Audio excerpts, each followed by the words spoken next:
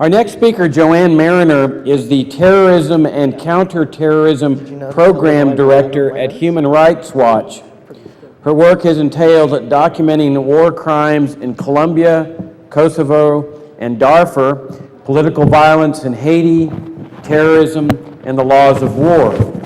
She has researched and authored a report for Human Rights Watch on the rape crisis in American prisons. She has appeared before several UN bodies, Congress, and on such national media outlets as ABC News, NPR, and C-SPAN. A graduate of Yale Law School, Joanne clerked for the Ninth Circuit Federal Court of Appeals. You're familiar with our daily FFF email update.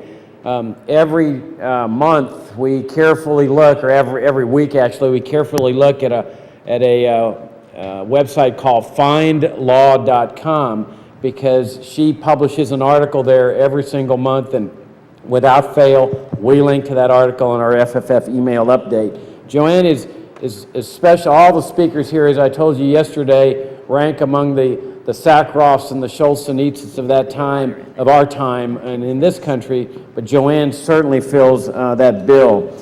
She just returned yesterday from Guantanamo Bay, where she was monitoring the arraignments on behalf of Human Rights Watch.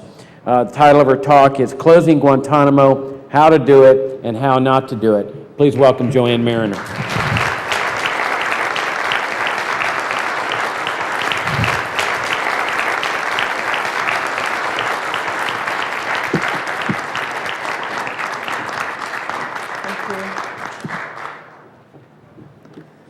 Thank you very much for that kind introduction. Good morning, everybody.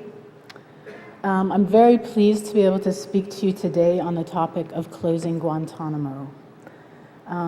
As Jacob mentioned, I just returned from Guantanamo yesterday, and unfortunately I have to report that it's very much open for business. At present, the camp holds some 270 detainees, and in recent months, the new military commission system, which you may have heard about, which is the Guantanamo version of justice, has started up again. And in fact, I attended the arraignment on Thursday of 5 of the alleged September 11th conspirators, which we can talk about, I think was off to, unfortunately, a very bad start. So Guantanamo remains open, but nearly everybody, I think with the exception of Dick Cheney, agrees that the continued detention of hundreds of men without charge or trial at Guantanamo is a stain on America's reputation around the world. Every single Western ally of the United States has publicly called for Guantanamo's closure, and the operation of the camp has earned the United States round after round of condemnation from international bodies. Even members of the administration have publicly recognized that Guantanamo is a problem. Secretary of State Condoleezza Rice has said that we all want to close Guantanamo. Secretary of Defense Robert Gates, back when he was new on the job in March 2007, told Congress that there was a taint to Guantanamo and that the prison had to be closed.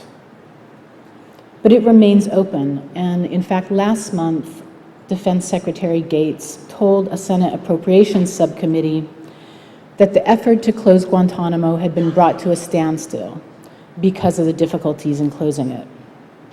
President Bush, who 2 years ago had said that he would like to see Guantanamo close, has now admitted that he's going to be handing over the problem to his successor.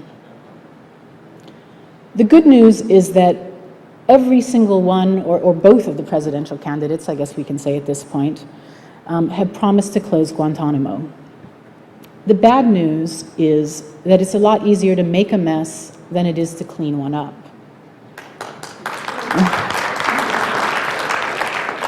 It's a lot easier to set up an abusive prison camp than it is to tear it down. To create Guantanamo, all the administration needed was a naval base, a few wire mesh cages, and some irresponsible lawyers to write the legal justifications for detaining people.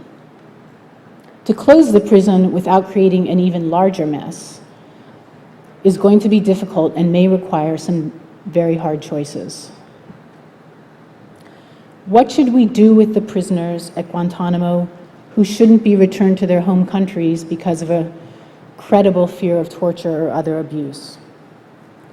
How do we ensure that the problem of Guantanamo is not just exported elsewhere, to Bagram or another overseas facility where the US courts are even less likely to assert jurisdiction? What do we do with people who were held in CIA custody for years, for whom the evidence of illegal criminal acts may be tainted by torture? And what do we do with people who are difficult to prosecute, but who nonetheless scare us because of their beliefs, their associations, and their expressed desire to do harm to the United States? I'm going to run through what I think is a reasonable blueprint for closing Guantanamo. The recommendations that I'm going to make will stem from three underlying principles. First, I think a sensible counterterrorism strategy should focus on arresting, incapacitating, and prosecuting the truly dangerous people, the planners, the financiers, and the technological experts, not every low-level foot soldier who scares us. Second, I think it does more harm than good to US efforts to curb terrorism to continue to hold hundreds of people without charge, whether on Guantanamo or elsewhere. And third, the benefits of closing Guantanamo will be squandered if the United States simply ships detainees to prolonged detention without charge or torture elsewhere. Let me give you a little background to the situation at Guantanamo to help you understand where we are now. It was on January 11th, 2002, that the first plane load of 20 detainees landed at the military base at Guantanamo, a place chosen because those irresponsible lawyers who I mentioned a moment ago told the administration that the US courts would not assert jurisdiction over it. It was, as the UK House of Lords said so famously, a legal black hole. The Bush administration famously described the detainees that it brought to Guantanamo as the worst of the worst.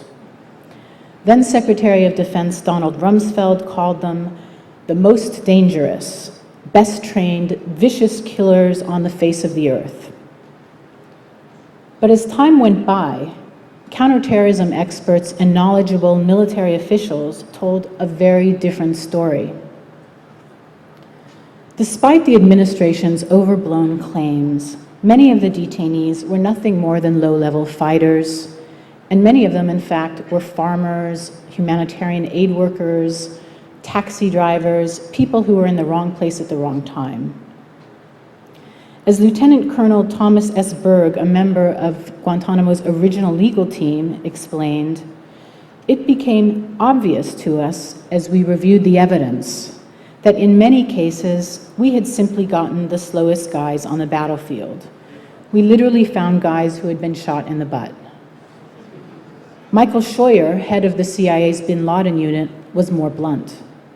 He said, "We absolutely got the wrong people."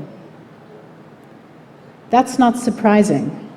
In 2002, the United States was distributing bounty flyers throughout Pakistan and Afghanistan, offering rewards of thousands of dollars per detainee. Flyers promised, and I quote, "enough money to take care of your family, your village, your tribe, for the rest of your life," simply for turning over al-Qaeda suspects, which in practice often meant Arabs. Just the fact of being Arab. Many of these unlucky men have since been returned home. Since Guantanamo opened, well over half of the detainees have been returned home. In fact, over 500 detainees have been returned home.